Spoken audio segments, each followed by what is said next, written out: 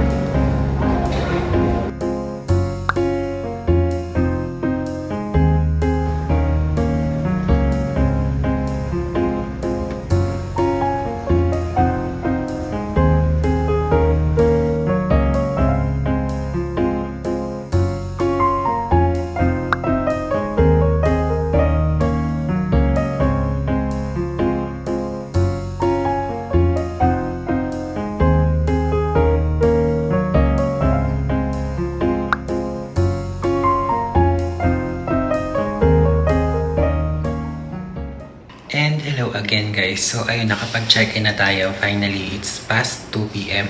I'm staying here at Hotel Venice Legarda. Pero it used to be called V Hotel and Apartel, if I'm not mistaken. Kasi nakapag-stay na kami before dito once.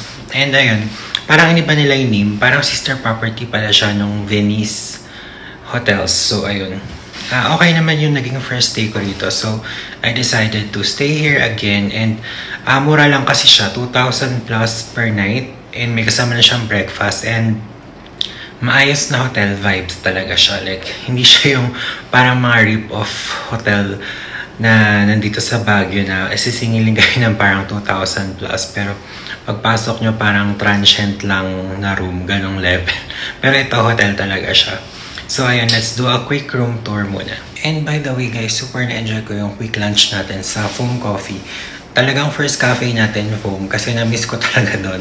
Masarap yung in-order ko na tiramisu latte and then yung orange chicken. First time ko sila matry doon kasi usually si salt latte yung lagi kong in-order and dessert lang na donuts nila. So, some other day na tayo mag-donuts doon dahil meron pa naman tayong 2 more full days, 3 full days tayo dito sa Baguio for this quick staycation or vacation from the city. So ayun. And ang dami ko nakikita sa TikTok na parang hindi daw okay sa Foam, pero I feel attacked kasi personally gusto ko sa Foam Coffee and justified naman yung price for me. So kung magbabagyo kayo and hindi nyo pa siya natatry, I highly recommend and suggest na itry nyo yung Foam Coffee. So ayun, let's go with the quick room tour na guys. Ang dami kong chika, sorry naman. So ayun, keycard yung gamit natin sa door nila and meron ding double lock here. Merong slot for the keycard for power. And meron tayong closet dito. Ayan, may konting hangers guys. And then, merong safety deposit box. What's in here? Wala. Kala ko may pa-sleepers. And we have a decent sized TV here, guys. And meron dyang mirror. Pwede nyo gawing workstation tong area na to or lalagyan ng mga skincare makeup nyo. Ayan. And ayan, may laundry bag. And then may water kettle. May feature sila kasi we can refill this. Meron silang water dispenser sa labas. And merong cups and may free na cookies and instant coffee. And we have a mini fridge guys, bongga, and merong a few mini bar items. Ayan. And ayan yung prices nila. And for our bed guys, ayan, queen size yung nabook ko. Ayan, okay naman. Kaso dalawa lang yung pillows. Medyo dim yung light. Although sa video, hindi siguro masyadong halata. And then, ang okay is meron silang aircon. Kasi not all hotels, yung in Baguio, offer aircon as the part of the room. So, ayun. And ito yung bathroom, guys. Medyo spacious naman siya. Ayan. May heater naman yung shower nila, I think. And merong bidet. And merong very limited supply ng toiletries. So, ayun. Magdala na lang rin kayo siguro ng toiletries if ever. And ayun yung bath towels natin.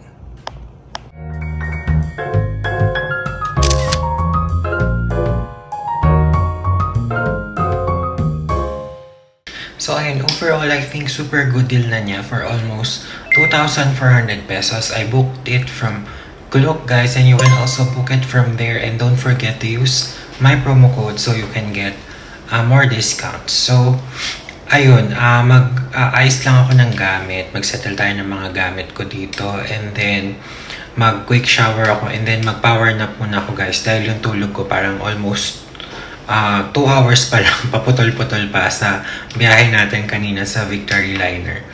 So, ayun. Siguro tonight, na lang ulit ako mag-update sa inyo for dinner and maghanap tayo ng cafe na pwedeng tambayan. And let's try to maglakad-lakad sa Session Road siguro or sa SM Baguio. So I'll see you later, guys. Hello again, guys. So ayun, patapos na ako mag-ayos. So parang napapausap. Siguro dahil kulang ako sa tulog. Mag-final powder lang ako. I'm using this one from Makeup Forever.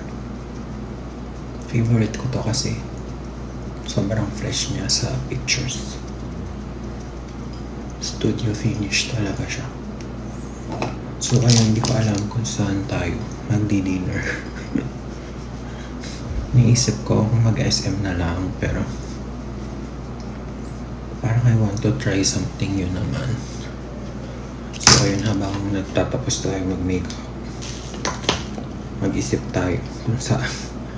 And I'm using this Maybelline Superstay Vinyl Ink in Kiss of Wulong.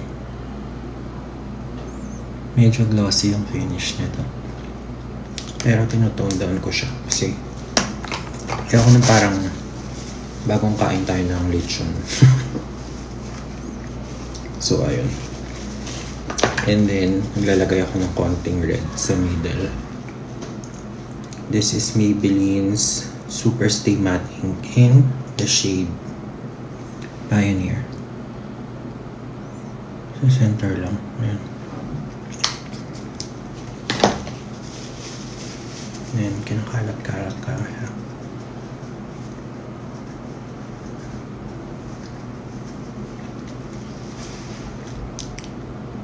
Boogs. Ayan. Parang bagay kasi sa all black look natin tonight. Na medyo may kagat ang lips. Charot. Ayan, this is our final look. Ready na tayo magmaganda dito sa Baguio ngayong gabi. And let's go, guys. And syempre, hindi pala kompleto ang look natin without the perfume. I'm using this one from Zara. Yung Vanilla number 2. And ayun. Gusto ko yung pagka vanilla niya. Hindi siya matamis na para kayong lalanggamin. Parang may depth yung pagka vanilla niya. And i-layer ko with this one. This is a sample perfume I got from Shopee. Commodity Milk yung name niya. Spray ko sa mukha. Ayan. And let's go.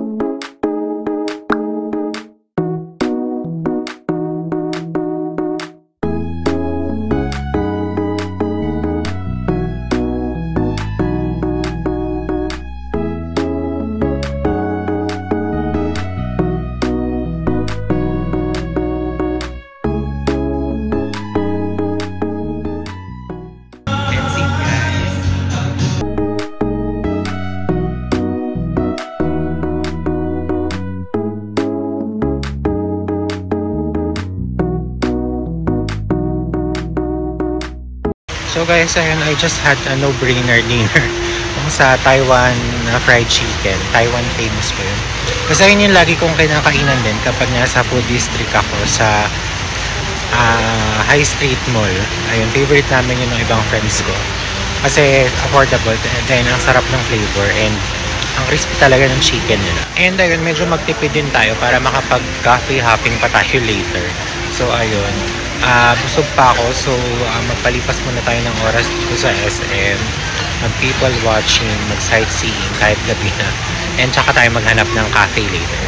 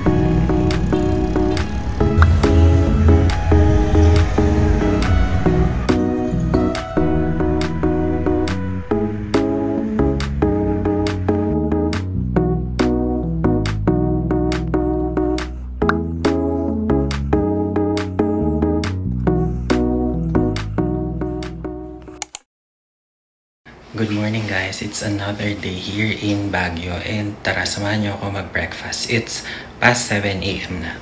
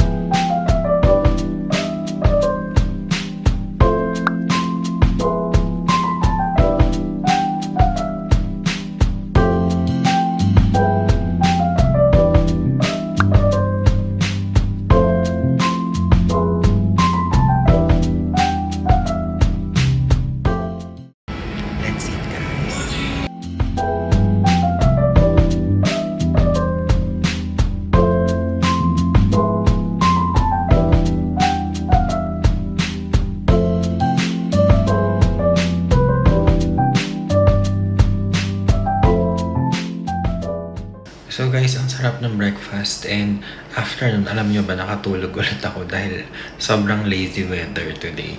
Non-stop yung ulan and ang lamig lalo dito. So, ayun, ang sarap matulog and kumain lang. Charot. So, nakakatataba na lang talaga tayo ng bongga dito sa Baguio. So, ayun, mag-check out na rin ako dito sa Hotel Venice Legarda and dilipat tayo to another hotel along Session Road. And I will update you pag nakalipat na tayo dun.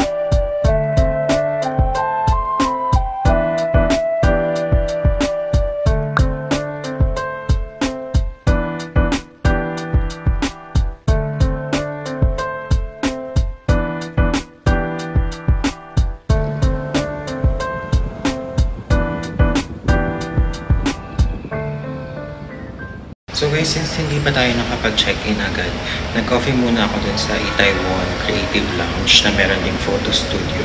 Okay naman yung coffee nila, pero yung red velvet cake, parang coloring lang yung pagka-red velvet. So ayun, hindi ko siya nagustuhan. And naiwan ko yung payong ko sa Nicoya, so balikan natin. Sana nandun pa.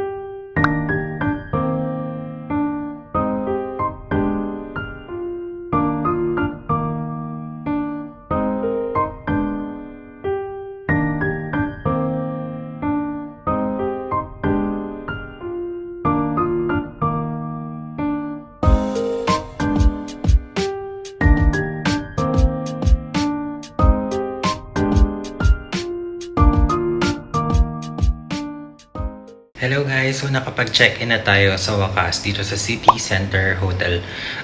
Past 1 PM pa lang pero ready na raw yung room. So nakapag-early check-in tayo. So ang perfect nila sa part na yun. And ang bongga, katapat talaga ng window natin is yung... Sorry, naburp ako. Excuse me. Napusog ako sa coffee. Yung Session Road, as in katapat ng room natin. Papakita ko sa inyo in a short while. And tara, mag-room tour na tayo. So, let's start sa bathroom, guys. Akala ko ang liit lang, pero spacious pala. Ito, malaki yung shower area, guys. Look.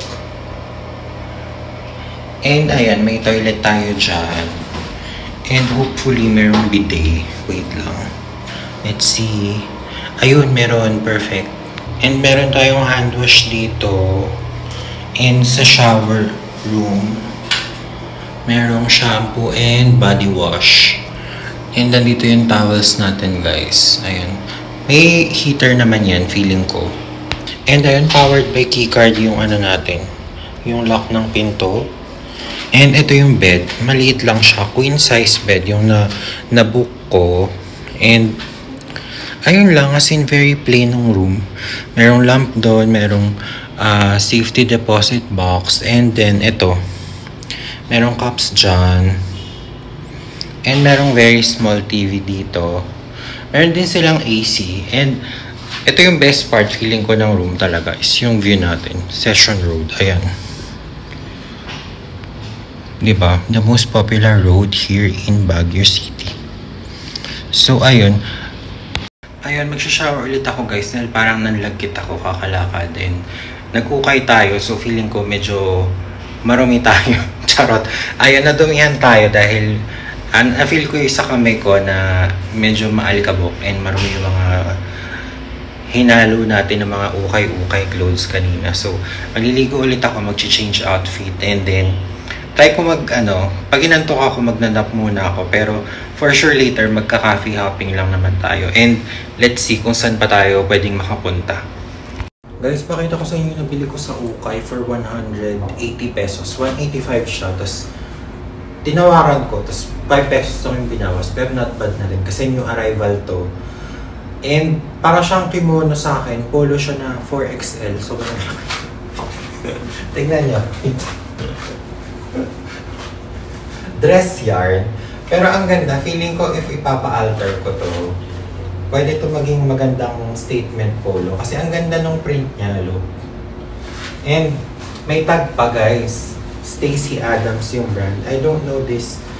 Pero ang ganda. Hindi rin parang polyester yung tela niya. Parang viscose. If familiar kayo doon. So, ganun. Parang Zara vibes. Pero, ang cute, diba? Parang pwede siya sa beach. Pwede siyang robe. Ang laki niya na. And next na nabili ko, guys, is itong sweater na to. Anong kulay pa to? Cerulean or aquamarine. Basta ang ganda ng color niya. Pop na pop. And then, same price dun sa floral na parang kimono na 180 pesos. Yung arrival din siya. And feeling ko magagamit ko siya kapag pumunta ako sa malamig na lugar. Pero sa Manila, hindi ko masasuot to dahil maski simple na polo na medyo makapal, pinagpapawisan na ako. So, hindi talaga ako ma-jacket pag nasa city sa atin kasi pawisin ako. Pero dito sa Baguio, ayan, carry natin yung mga ganyan. So, ayun lang naman, guys, yung nabili natin so far. Sana may mga mahanap pa tayo na good ukay finds and maging mabait ang thrift god sa akin para makaswerte ulit tayo ng mga ganitong unique pieces. So, ayun, guys. I will see you later. Maliligo lang ako.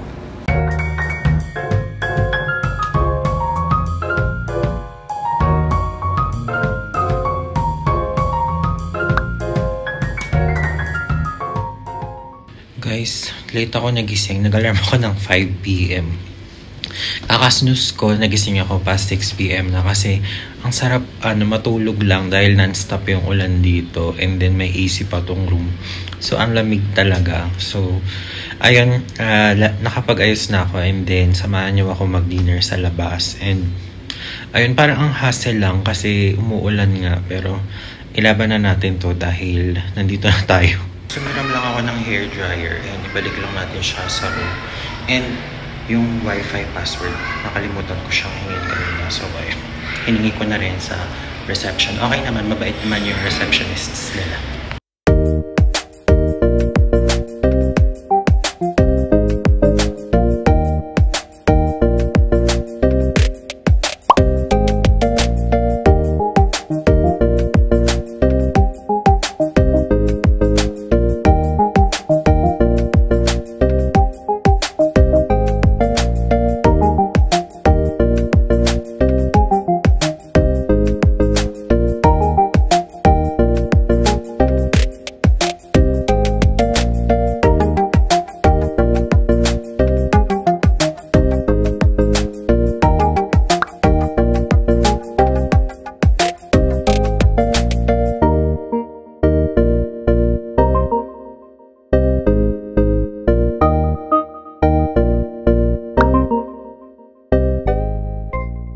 So guys, I ended up here at Visco's kasi may hinahanap akong cafe. Yung Read and Blue, hindi ko ma-decipher kung paano siya puntahan kahit nakapin na siya sa akin sa Google Maps. So kaysa mawala pa tayo, ito na lang, along Session Road.